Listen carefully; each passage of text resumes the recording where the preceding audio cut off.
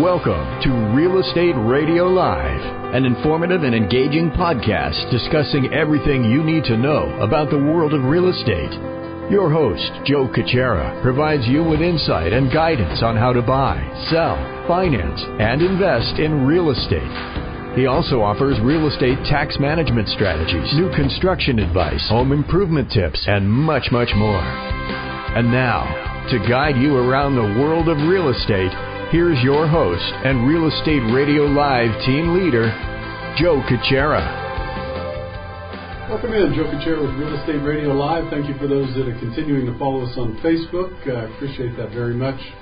Most of you know by now the reason why we try to do the shows right around 3 o'clock or so Pacific Standard Time, Tuesday, Wednesdays, and Thursdays, is keep this consistent if we can, the show, the schedule for those that follow us on Facebook, so we try to keep that if we can. And again, this is a podcast, so for those that may be viewing the show, or if you haven't downloaded the podcast, do me a favor and download. You can anywhere by going to, you got iTunes, RE Radio Live, Stitcher, any place online. Just go in and type in Real Estate Radio Live. The podcast will come up with the access to do so. Download the podcast. The great thing about that, most of you know, is you could listen to the show anytime you want at your convenience, and that's the way we like to try to make it. Also, most of you know, if you've been following the show for almost 8 years, we did live radio, we do podcasts, to no more live radio, although that may come back one day, you never know. But podcast, the focus has always been education and information. So our objective from day one when I started the show in 2011 was to provide the consumers education and information, great guests like today, content, really to help you, the consumer, make wise financial decisions in and around your real estate. That simple. To make you a better buyer, seller, more wise to financing, anything you needed in regards to real estate agents, or I should say real estate in general. That's what our goal is.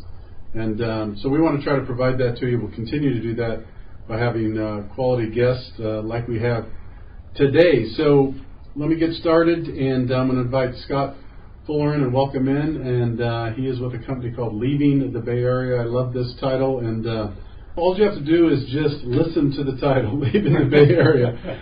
And we're going to dive into this topic because it is a hot topic. And Scott's done a great job at starting a company to really focus on people that are thinking about leaving the Bay Area. And obviously, that's a really, really hot topic here over the last several years. So welcome in. Good to have you, Scott. Joe, appreciate it. Thanks so much. Yeah. Been talking for a couple of months, and glad to have Scott on. When I was introduced to him several months ago by a mutual friend of ours, I thought, God, what a great concept. And most of us, or some of us, if we're fortunate enough, we're really good at our business, and you try to excel at your business, but also find a niche. And Scott's really done a great job and kind of hit a nerve with a lot of people for a lot of different reasons. So why don't we get started this way, Scott? If you could give right now the viewers, later on the listeners that download the podcast, give us a little idea of your background, and then spend a minute or so telling us, how you came up with this and when you launched it. So, Joe, thanks a lot for having me on here. I'm going to kind of get used to this microphone here, so hopefully it sounds good. Okay. Yeah. To give you some information on my background is actually in technology. Okay. And so back in the mid to late 90s and early 2000s, I actually worked for PeopleSoft and worked for IBM and a couple of other companies as a technical consultant, professional services. So did a bit of travel at the time and really wanted to get off the road and try something a little bit different. So I ended up getting my real estate license in 2001, got into the mortgage lending side of it for about 4 to 5 years, and then switched over into the sales side of the business. Of course, in the late 2000s, we did a lot of short sales, and there was a lot of people who needed doing that. But what we've really realized over the last 4 or 5 years is our typical client is moving out of the Bay Area. Maybe they're going up to Sacramento, maybe they're going out of state. And we realized although every client profile is different, a lot of the needs are the same. The services that we need to be able to provide them are really, kind of along the same lines. And I really enjoyed working with people, to help them determine where to go and, to provide those services. And Joe, obviously you're familiar with corporate relocation. Right. What I realized, when you have corporate relocation model, you might have an in-house or third-party services company that's going to help an employee who's moving from, let's say, San Francisco out to Denver. Okay. And so that company or that department is going to help the employee with everything, right? They're going to help them with the research, maybe the research on schools, taking care of everything from the sale of their house to the purchase of the new home, as well as the logistics. So you're going to have, the moving, setting up the utilities and things like that. So that's great news for people who are working for a company to have those services provided. What about everybody else? So a lot of people are looking to make a move. However, there's not a company that provides the relocation services for, let's say, the working individual or family who is looking to make a move. Okay. Where are they supposed to turn to? And the same thing with, a retired couple or a retired individual. It's an overwhelming, daunting task of being able to come up with, how do I start this? How do I put this together? And so we really realize, there's a need for this type of a service. And I really enjoy it, so that's how we kind of came up with the concept of leaving the Bay Area. Great. No, it's wonderful. And most of you, as you're listening to this show and you're watching the news, and it doesn't matter if you're at work or at home or with a party or friends, everybody's talking about, the Bay Area and the cost of living. And even though, let's face it, we've talked about this all the time on the show, this is a very unique, wonderful place to live in so many different ways. We've talked about it. Geographically, you couldn't ask, really, arguably, you can't ask for a better place, not only by climate, but here in the Silicon Valley, you're just north, right? We have San Francisco, Napa, Yosemite, Tahoe, Carmel, Monterey. I could go on and on about how close you are to the beach and all these other places. So from that perspective, we all know that we've lived here and people that have been here, it's wonderful. However, the flip side of that is it's super expensive. We keep getting taxed to no end. As a matter of fact, a little plug for tomorrow's show, be sure to tune in, because tomorrow I'm going to have a city councilman on. I was telling Scott from the San Jose City Councilman that's going to talk about this new proposed property tax assessment over and above what you pay now, with property values, both commercial and residential, over $2 million. So we're going to talk about that tomorrow, speaking of taxes. So it's no surprise, Scott, that there's so many people, just this conversation is taking place. And I think what you were mentioning to me, and maybe if you could speak to it a little bit, is that,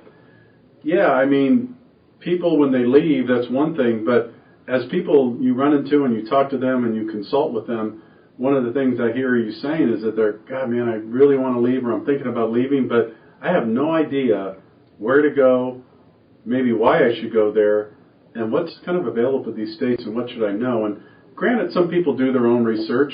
Sure. But yourself, you guys have been in this so long, you're really an expert in this, so my guess is the consultation is a lot different than the typical person selling the home.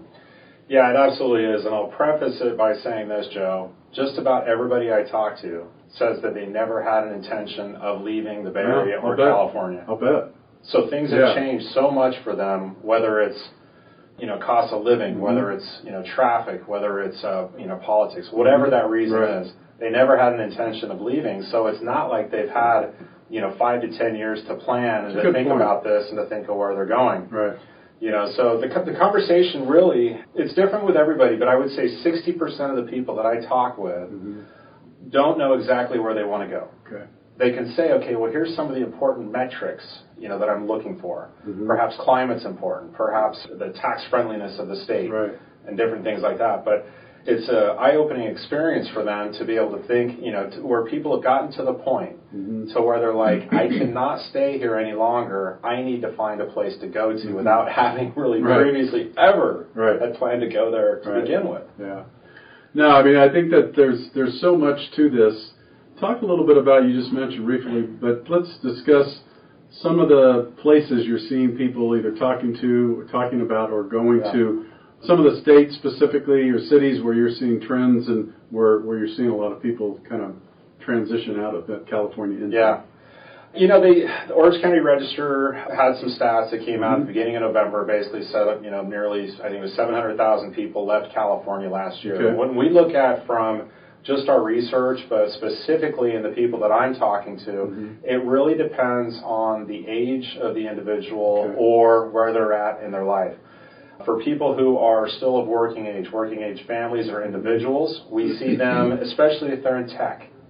Denver's always a big destination because there's a huge tech presence there, as with Seattle. Okay. We're seeing something similar in Portland.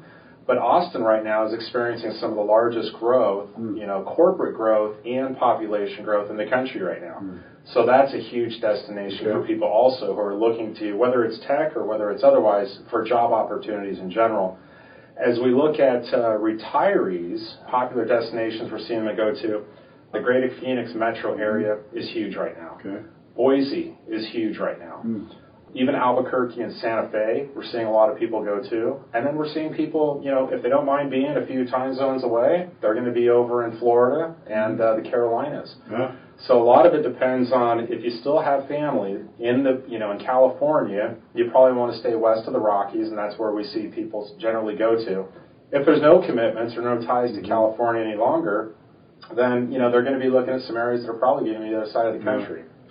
I mean, we talk about, in general, you know this, I know this, how emotional of a decision in general it is to buy or sell a home, just in general. Let's just say, I'm a move-up buyer, and I'm selling a home for $750,000 and buying a home for $1.2 million. I mean, that in itself, and I'm staying in the same location, I'm keeping my job, my family doesn't have to change schools. That in itself is an emotional, still a decision, right? You're leaving a place you've been. It's a little nerve-wracking. You're taking on more debt, etc. Absolutely. So I can only imagine the thought process or the emotional challenge and what people go through when, let's say they've been in the Bay Area for 30 years. And now they're thinking about, my God, like you said, I never thought about it, but over the last couple of years, it's really coming to fruition now. I never thought about it, but here I am thinking about leaving the Bay Area. My point is, this has got to be something that is, for most people, pretty emotional when they make that decision, right? Joe, it's a big deal. Absolutely emotional. And people are on different sides of the spectrum, just depending on where they're at in their thought process and what's driving them out. And when I say driving them out, of course, they're making the decision, but they feel like there's outside external factors that are out of their control, which, they need to, it's felt that, compelled them to have to make a move out. So that can be frustration, it can be anger, it can be uncertainty. I mean, the emotions are really across the board, and I can relate to a lot of that. I really can. And I think that that's why it's good for people to have that discussion, especially for people who don't have somebody to talk to. It's good to have that discussion to find out what is forcing you to make a decision. And then once we really kind of drill down into the reason behind why, then we can say, okay, let's try to find some potential solutions for you. Right. Yeah, I mean, this is a real big deal. We're going to talk for a few more minutes about this, but in the meantime, we want to give people information. If you're listening to this show, you're watching the show, or later on you download the podcast, and you're thinking, gosh, this is coming up in my family, my parents, my grandparents, my aunt and uncle, my sister, my brother, anyone that you know that's thinking about this, I would encourage you to have them contact Scott. He does this, as an expertise. And what I mean by that is it is a different set of circumstances. Believe me, it is a different conversation to have with a real estate agent when you're going to be selling your home here and moving up, staying in the same area, versus I'm thinking about selling my home here and moving out of the state. Two totally different conversations, two different sets of expertise. It is. So if someone's listening to the show, watching the show now, or downloading later, where could they contact you if they wanted more information about this? Sure, Joe. Our line number is 866-LEAVE-BA, 866-LEAVE-BA, or you can contact me directly through email at Scott, SCOTT, @leavingthebayarea.com. Yeah, so it's, you said, 7,000? I think I saw that too, 700,000 roughly or so left California last year. Now, I know on the other side of the spectrum, a lot of people are still coming in. Let's face it, it's a great job market. There's a ton of opportunity. There's a lot of reasons why people want to live. However, I think the difference, wouldn't you agree, the difference is there have been a lot of people coming into California for years. The difference is now, and I don't know the numbers, maybe you do, the amount percentage-wise that are exiting has never been this much, correct? Over the last couple of decades. Yeah, I think if we haven't already passed it, we're at the verge of more people leaving than coming in. But if we look at, the migration statistics of who's going out and who's coming in, especially in the Bay Area, we've got a huge tech focus. And so the people that are coming in are generally highly educated and highly paid. They're coming in at a salary that's going to be no less than $150,000. They're usually coming in from out of the country or the Northeast or Chicago. That's where people are coming in for the jobs and with the job opportunities. Now you're going to have your collateral job roles with places like Denver and and Seattle, which are now too much less expensive than some areas of the Bay Area right now. But so we see who's coming in. If we look at who is actually leaving, we're losing a lot of the middle class. That's what we're seeing. So we're seeing a wider range of the people who are making a lot of money, who are able to afford it, even though it still they might just be getting by, right? Right. I mean, it's crazy to think that, but we're seeing different classes of people coming in versus the ones that are leaving. And we're also seeing a lot of, as you've noticed, we're seeing a lot of companies relocate out of the area as well. I mean, Charles Schwab, right, just went into to Texas. North Base, which is VF Corp. That's right. They left Emeryville. That's right. And so that they moved out. And then we've got a couple other companies, Bechtel, McKesson. And what we're seeing on that is companies typically, and of course, Bay Area leaders don't like to talk about this kind of stuff, right? No. It's a sore subject. I get it, right? But the reality is it has to be addressed, because what typically happens is a large company like that doesn't just make the decision, okay, let's move out, right? They're going to work with a site selection company that's going to look at different alternatives of places to where they can potentially move some operations to.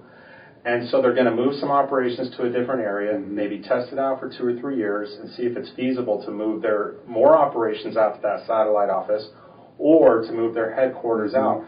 So again, we're seeing a lot of large companies moving, but we're not going to see the end of it, for 3 to 5 years to find out what companies are actually testing the waters elsewhere.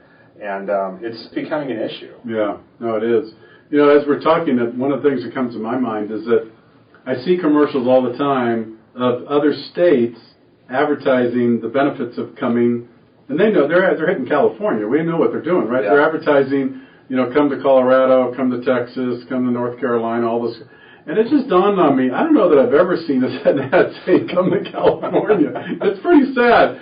And it's, to me, I don't want to get into the politics side, but to me I feel like there's a sense of arrogance in our politicians in California, in that, no matter what we do to these people, they're going to stick around and they're going to love it and they're going to pay us. 100%. I hate to say it, but don't you feel that way? There's an absolute arrogance. That, if they don't like it here, they can go somewhere else. But the state that they're going to, whether it's Texas or elsewhere, will never be California. It'll never be the 5th largest economy. And look, those facts don't matter anymore. I agree. And I think it's changing. And we're not going to, sit here and speculate on that. But I think it's a really there's poor decisions being made right now politically from a government, city, county perspective, all up and down this state. And what I mean by that is they continue to tax people heavily. They continue to look at alternatives. Instead of running it like a business, they just tax, and put the burden on the consumer. And eventually, just like anything, just like the housing market, just like anything, right, there's a breaking point for people. Yeah. And I think we're starting to see that breaking point based on what you're talking about today.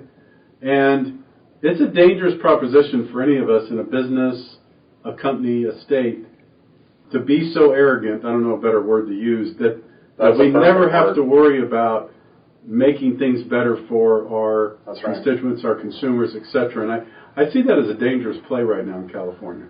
Yeah, I agree. And I think that everybody does have their breaking point. Yeah. You can only put up with so much till you get to the point, you're going to continue to get taxed, right? Gas prices are continuing to go up based off of, increased taxes. Right. And it was interesting because I've had a few people tell me call me up and say, Scott, that the PG&E shutdowns, that's my breaking point. I'm done. That's the final straw. Good point. So you get to the point to where it's all of these cumulative issues that come up. And look, some of them they're not all preventable.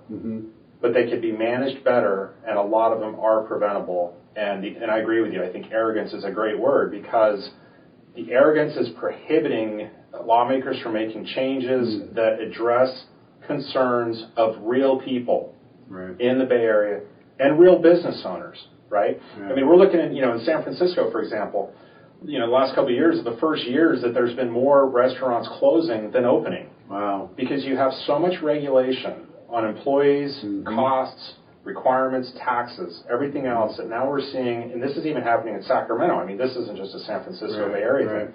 Same thing's happening in Sacramento.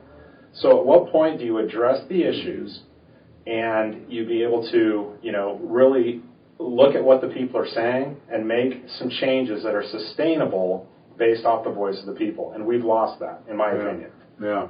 Do you see, we track this stuff all the time. I mean, I studied this industry and a lot as well, but specifically with I'm not sure that this is going to change anytime quick. What's your thought in terms of the amount of people that are really thinking about leaving the Bay Area, or I should say leaving California if we have a broader spectrum here? We've done some, what is called non-scientific polls. Okay. So we've polled a lot of the people that we've been in contact with, and this has been, in the thousands. Mm-hmm. I would say that probably 60% of them are at least 3 to 5 years out. Wow. And that's pretty congruent with what the conversations that I'm having with people. Mm-hmm. They're contacting us. In fact, I just had 2 conversations today, separate conversations where somebody's contacting us, but they don't have an intention of moving for 5 years. Mm. But it is so fresh in their mind, and they have to wait for a life event to take place, which is typically retirement. Right. But they're already ready to have the conversation because it is becoming such a stress for them in the position that they're in right now. Yeah, I mean, and on top of that, I read some articles recently. We did a show on it last week, Scott, about over the next decade or so, because of the aging baby boomers, there's also the statistics and the numbers would suggest that a lot of people are going to start selling, downsizing. So forget about leaving California for the reasons we're talking about. Yeah. Now let's just put that aside and look at the numbers that bear out of all the people that will be leaving California and downsizing, doing different things because they'll be retiring, or they don't need this big house, or they want to reduce their liability and their overhead and all that kind of stuff. So it'll be interesting what happens over the next 5 to 10 years here in California. It really will, won't it? It will absolutely be interesting because, like you said, you're going to have that huge baby boomer retirement movement taking place.